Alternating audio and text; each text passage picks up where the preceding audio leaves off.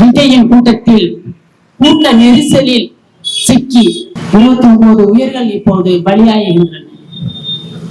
நெஞ்சு பொறுக்குதில்லையே, இந்த நிலைக்கெட்ட மனிதர்களை நினைத்து விட்டார். நெஞ்சு பொறுக்குதில்லையே, இந்த நிலைக்கெட்ட மனிதர்களை நினைத்து விட்டார்.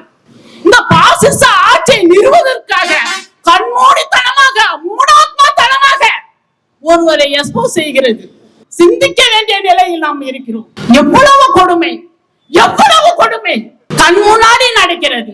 அப்ப இந்த நடிகர் எல்லாம் என்ன, பெண்களோட அரைகுறை டிரெஸ்ல ஒரு விஜய் எடுத்துக்கங்க, சரக்கு வச்சிருக்க, இறக்கி வச்சிருக்க, நான் வறுத்த கோழி மிளகு போட்டு வறுத்து வச்சிருக்கேன், கோழி ருசியா இருந்தா கோழியை வெட்டு, குமரி ருசியா இருந்தா குமரி, இந்த மாதிரி அரைகுறை டிரெஸ்ல ஆடிட்டு வந்து சம்பாதிச்சாராம் அவரு. அதெல்லாம் விட்டுட்டு வராராம். யாருகிட்ட வந்து அல்வா கொடுத்துன்னு இருக்கிறாங்க சொல்லுங்க?